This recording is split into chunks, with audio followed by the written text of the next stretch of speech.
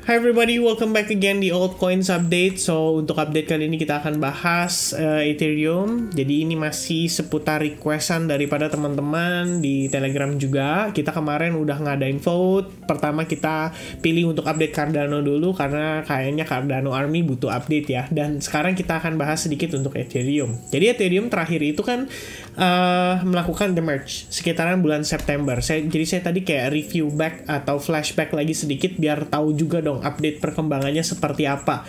Dan the merge itu kan dipercaya bisa menjadi solusi dari permasalahan supply-nya si Ethereum ya. Jadi pada saat si Ethereum itu masih proof of work, itu dia bisa dibilang memproduce koin yang luar biasa banyak per tahunnya ya. Sebenarnya nggak luar biasa banget sih, bahasa luar biasa tuh kayak terkesannya banyak banget gitu ya.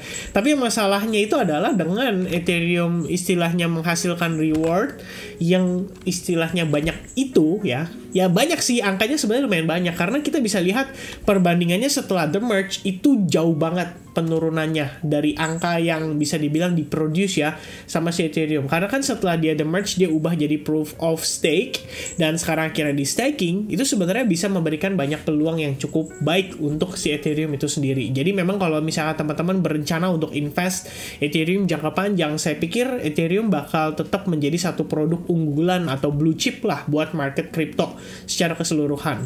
Nah, ada beberapa update, ada artikel yang menyatakan bahwa Rusia ya itu kan perbankannya kan kita tahu ya kemarin itu si Putin udah menyatakan bahwa dia mendukung secara penuh untuk market crypto. Bahkan dia bilang untuk membuat semacam regulasi supaya bisa dipakai untuk transaksi overseas gitu. Mungkin karena ada sanction yang diberikan ke Rusia akibat dia nyerang si Ukraina. Nah, pada intinya Ethereum dan MetaMask ini adalah salah satu produk di blockchain yang akhirnya disupport ya sama salah satu perbankan besar di Rusia, yaitu Bank SBIR ya. Ini saya nggak tahu nih Bank SBIR ya, formerly called Sberbank ya. Ini susah nih ngomongnya ya karena ini pasti ya Rusia gitu lah ya, kayak Sberbank ya, mungkin kayak gitulah. Nah, yang pasti mereka kasih support untuk si Ethereum dan MetaMask, which is mereka menganggap lah bahwa Ethereum atau MetaMask ini adalah salah satu atau salah dua yang bisa dibilang mereka trust gitu ya untuk menjadikan itu sebagai bagian daripada transaksi di blockchain yang mereka akan lakukan. Jadi ini adalah kabar bagus. Itu yang pertama. Yang kedua, sebenarnya ada pandangan ya, ini dari salah satu pakar ekonomi atau asset manager ya, kita bilang bukan pakar ekonomi lah ya, kita bilang kayak orang yang profesional memanage aset, dan aset yang dikelola sama dia tuh lebih kurang sekitar 1,5 triliun dolar. Ini berarti kan kita ngomongin orang pinter nih ya. Kalau enggak kan nggak mungkin dong dia kelola aset 1,5 triliun dolar ya. A senior executive at the 1.5 trillion dollar asset management giant Franklin Templeton says that Ethereum's stacking yield is presenting big opportunities for institutions looking at the crypto market. Jadi dia ditanya sama salah satu ya orang penting juga ya, Real Vision di sini, Raoul Pal, kan sering banget ya kita dengar bahas nama Raoul Pal ya disebut-sebut. Let me just say stay tuned to the space to that space because I've seen some extremely powerful product that I think will fulfill exactly what you're talking about. Banyak banget yang dia bahas, teret ya, kesimpulannya cuma satu sih kalau saya ngelihatnya adalah institutions are long-term holders. They wait for these kinds of wipeout to come in and establish positions and they will wait for the market to turn. Jadi ini keynote-nya kalau menurut pandangan saya. Makanya ada orang bilang bahasanya kan smart money versus dumb money ya. Kalau dumb money itu biasanya digoyang pada saat situasi seperti sekarang dengan FUD, kemudian dengan berbagai kasus yang masuk, ada wipeout, ada banyak orang yang di flush dan akhirnya keluar dari market crypto, dan itulah yang menjadi kesempatan untuk institutions itu justru bisa masuk. Dan begitu mereka masuk, mereka ya long term holders gitu loh. Jadi kalau misalkan nanti mengulang proses bull run dan seterusnya, the next bull run, mungkin kita bisa katakan bahwa ya yang akan tajir duluan ya udah pasti mereka-mereka ini gitu loh, uang-uang institusi, dan institusi yang istilahnya kita tahu mengelola dana dalam jumlah besar gitu. Dan karena mereka mengelola dana jumlah besar, mereka harus melakukan transaksi pembelian atau akumulasi dengan cara yang tidak wajar. Dalam artian mungkin menunggu adanya flush out, mungkin menunggu adanya retail panic. Ketika mereka melakukan aksi sell off, disitulah mereka bisa serok beli.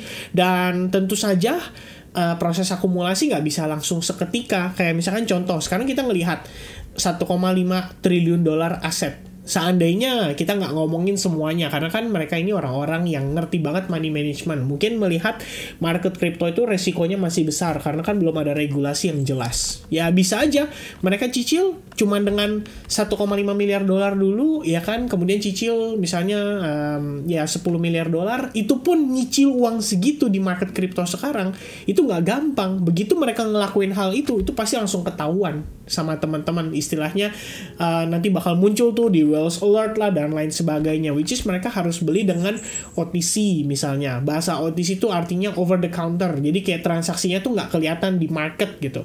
Sementara di market mungkin ada beberapa institusi juga yang melakukan cicil beli tapi nggak kelihatan karena nominalnya diatur supaya dilihat istilahnya lebih sesuai gitu loh ya, lebih nggak terlalu mencolok lah di pasar, ibaratnya kayak gitu.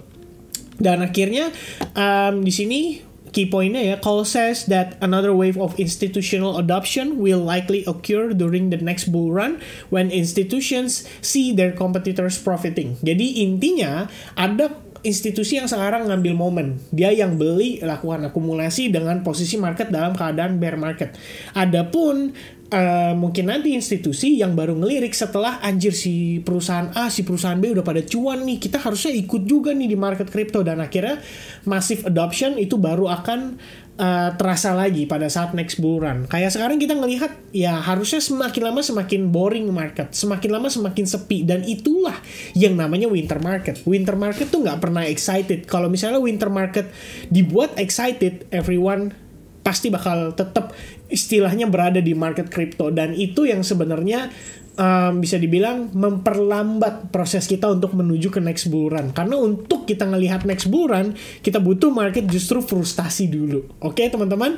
Nah, berikutnya ini adalah satu buah fakta yang menarik ya. Kalau teman-teman perhatikan, ini before the merge. Jadi Ethereum before the merge, kamu bisa lihat bagaimana perkembangan supply-nya ya. Dari tanggal 1 Januari aja itu bertumbuh sampai kisaran Juni itu lebih kurang, tadi angkanya berapa? 118 juta ya. Ya, 118 juta saya cek. Ya benar, 118 juta Ethereum. Itu bertambah terus ya. 1 juta Ethereum, kemudian 2 juta Ethereum, dan setelah the merge, which is September tanggal 15, kamu bisa lihat sampai dengan hari ini itu pertumbuhan sirkulasi supply-nya atau supply yang istilahnya bertambah, itu malah nggak bertambah, nggak seperti sebelumnya, malah cenderung turun. Jadi kalau teman-teman perhatikan, angkanya ini dari 120,53 itu menurun, sekarang itu di angka 120,52. Pernah di 120,51 million Ethereum.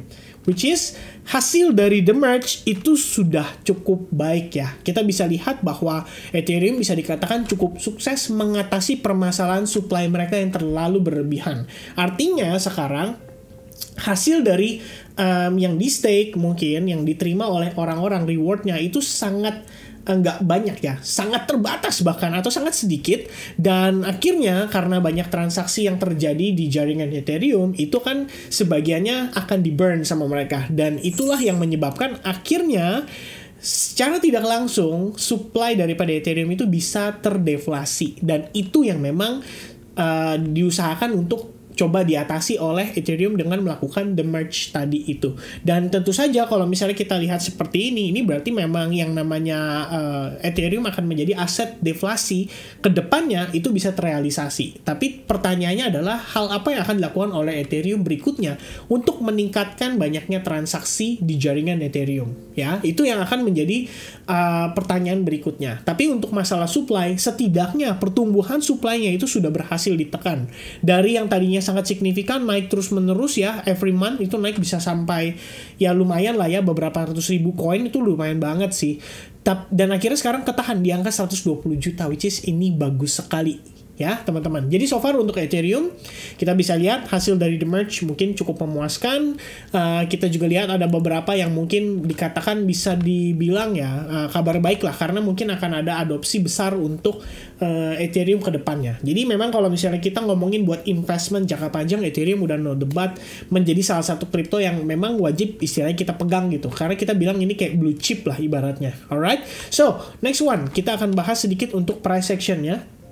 Jadi untuk price actionnya saya akan start dari time frame daily terlebih dahulu.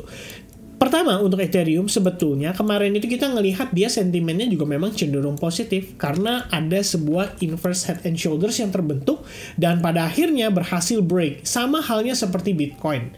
Cuma permasalahannya adalah si Ethereum ini itu ketahannya di kisaran Fibo 38,2%. Jadi kalau teman-teman gunakan Fibonacci retracement, kalian tarik dari top ke bottomnya, ya angkanya lebih kurang Fibo 38,2 itu berada di sekitaran $1.305. Atau kita bulatkan lah teman-teman, resistance-nya itu ada di $1.300. Dan sementara ini, Ethereum tuh benar-benar struggling untuk bisa close back di atas level tersebut. Dan setelah rejection pada Bitcoin terjadi, tepatnya tadi malam atau tadi pagi, akhirnya menyebabkan harga akhirnya tertekan lagi sampai kembali retest ke kisaran $1.230.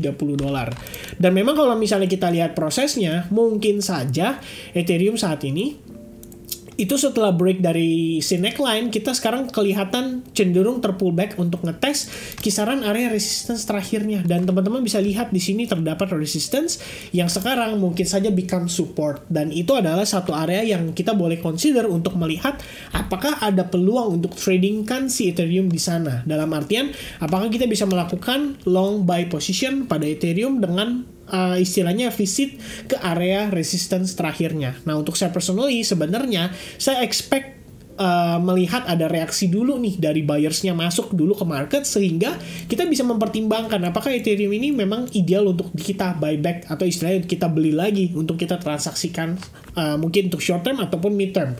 Kalau misalnya kita mau ngecek itu, harusnya sih kita cek di time frame hourly. Tapi setidaknya teman-teman dari time frame daily harusnya sudah punya gambaran dari apa yang tadi saya sampaikan ya.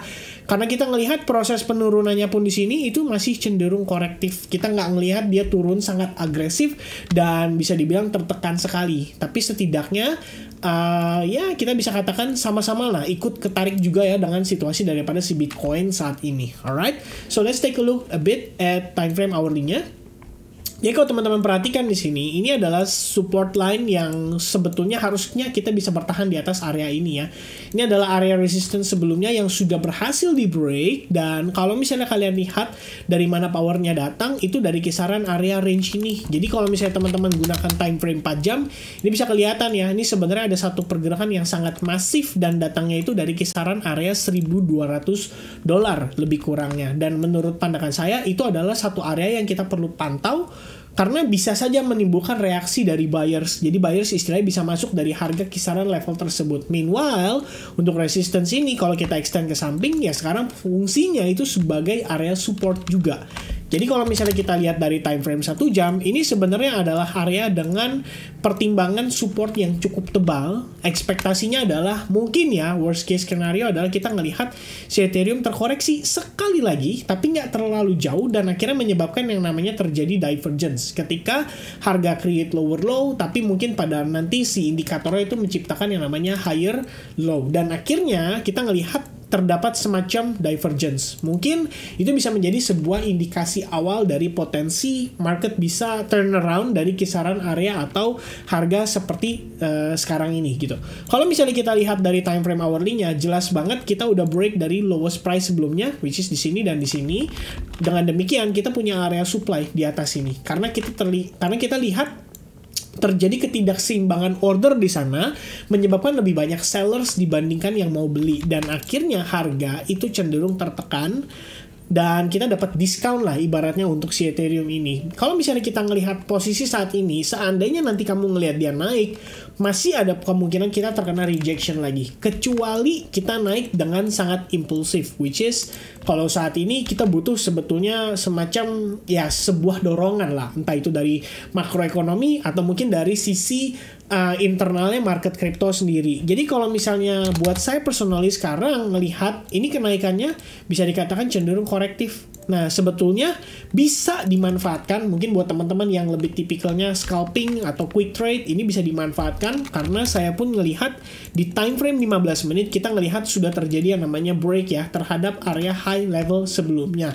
Dan ini artinya menciptakan semacam activity di market dan bisa dikatakan dia sudah mampu create yang namanya new high level. Jadi kayak ada higher high-nya dan sekarang mungkin saja kita akan menemukan potential area higher low-nya. Dan kalau misalnya lihat sekilas seperti ini ya probabilitasnya mungkin kita akan ngelihat dia naik dengan cenderung membentuk semacam channel.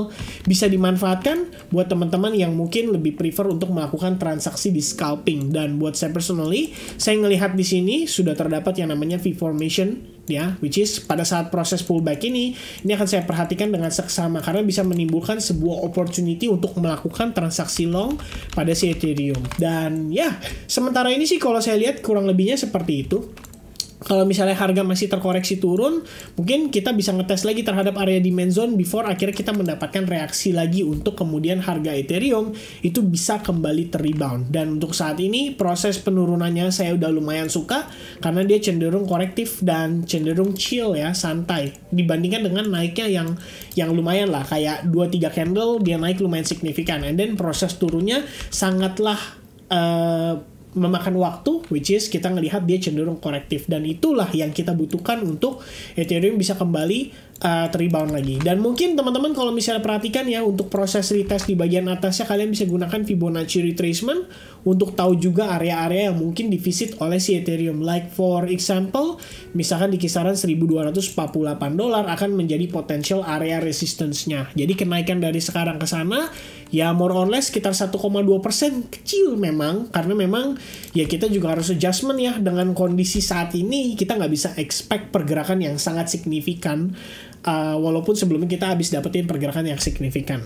Dan ya, kira-kira itu dulu mungkin untuk update saya seputaran Ethereum. Sementara waktu ini saya ngelihat ada probabilitas kita bisa ngelihat Ethereum naik dulu, walaupun mungkin tertatih dan perlahan-lahan ya, atau cenderung ya kesulitan, tapi ya still it's a chance ya untuk dimanfaatkan karena kita ngelihat posisi Ethereum ini dekat sekali dengan area demand zone yang lumayan powerful di bagian bawahnya.